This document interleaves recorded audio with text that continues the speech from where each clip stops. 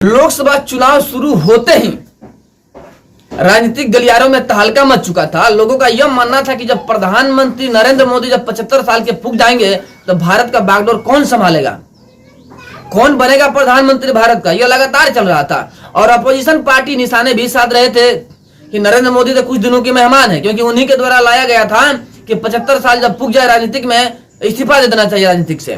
तो नरेंद्र मोदी भी 75 साल पुगने वाले हैं तो वो इस्तीफा देंगे। महागठबंधन वाले निशाना साध रहे थे कि प्रधानमंत्री अब कौन बनेगा।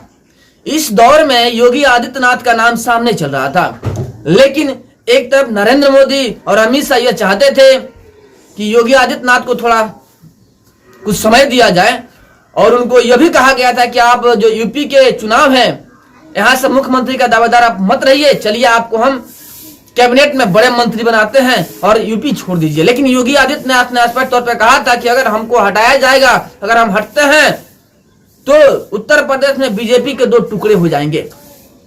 हुआ भी वही। नरेंद्र मोदी और अमित शाह ने पता ना क्या किया कि काफी हार हुई उत्तर प्रदेश में, और यह देखते हुए बीजेपी को समझ में आ गई कि योगी आदित्यनाथ बीजेपी के चहीते चेहरा के साथ में हिंदुत्व का एक चहीता चेहरा है, उनके साथ में खिलवाड़ करना काफी हद तक भारी पड़ सकता है और साथ ही हानिकारक साबित हो सकता है। अगर जो योगी आदित्यनाथ है उसको अगर हटाया जाता है तो बीजेपी के लिए अहित हो सकता है। यह सोचते हुए नरेंद्र मोदी और अमित शाह ने फिर बैक ले लिए और योगी आदित्यनाथ को ही मुख्यमंत्री के दावेदारी पर रहने दिया। इसमें कहीं दो राय नहीं, लेकिन साथ में यह भी अटकलें चल रही थी कि योगी आदित्यनाथ प्रधानमंत्री बनेंगे। इस बात को लेकर के संसद में चर्चा होने लगा कि आखिर जब 75 साल के पुग जाएंगे नरेंद्र मोदी तो कौन बनेगा भारत का प्रधानमंत्री। इस पे खुले तौर पे नरेंद्र मोदी ने कहा कि अभी हम बरसों तक रहने वाले हैं, अभी हम हटने वाले नहीं है। उन्होंने स्पष्ट तौर पे कहा। इस बात से क्लियर हो जाता है कि नरेंद्र मोदी अभी 75 साल पुगने के बावजूद भारत के प्रधानमंत्री बने रहेंगे। यानी 29 के बाद भी प्रधानमंत्री का दावेदारी कौन करेगा?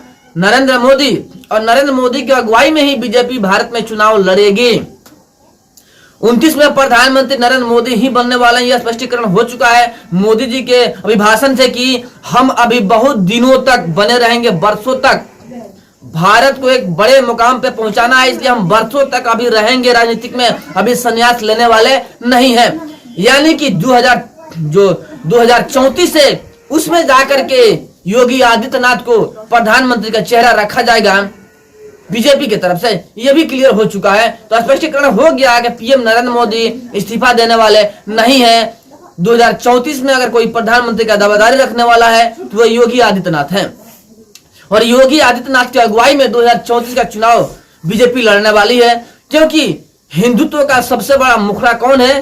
पीएम नरेंद्र मोदी के साथ में योगी आदित्यनाथ है, जो कि हिंदुत्व का सबसे बड़ा मुखड़ा है और हिंदुत्व को लेकर के काम करते हैं। आपको बता दें कि नरेंद्र मोदी और अमित शाह बिजनेसमैन के लिए जाने जाते हैं, लेकिन हिंदुत्व का सबसे बड़ा चेहरा की बात की जाएगा ना, तो योगी आदित्यनाथ जो हैं, जो कि हिंदुत्व के सबसे बड़े चेहरा हैं, और हिंदुत्व के सबसे बड़े चेहरे के नाम से योगी आदित्यनाथ को ही जाना जाता है, जो कि आरएसएस से बिलोंग करते हैं।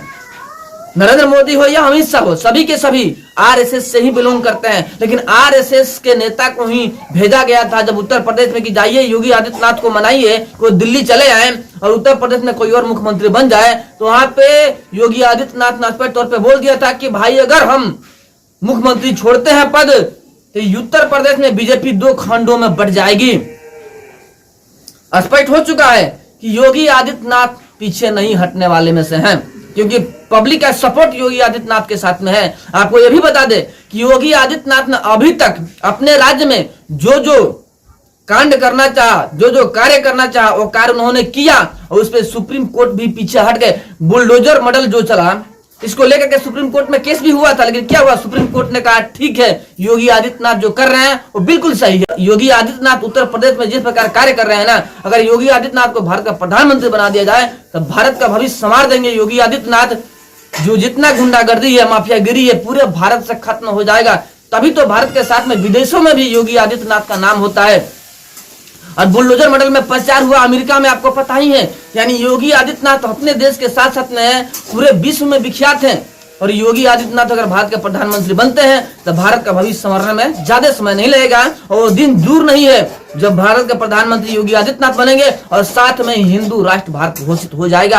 यानी 2034 के बाद से भारत को हिंदू राष्ट्र घोषित होने से कोई नहीं रोक सकता है, क्योंकि योगी आदित्यनाथ 2034 का प्रधानमंत्री का उम्मीदवार होंगे, ये बात क्लियर हो चुका है। चलिए, जय हिंद। बट आप लोग की क्या राय है कमेंट में जरूर बताइएगा। क्या योगी आदित्यनाथ को प्रधानमंत्री बनाया जाएगा 34 में?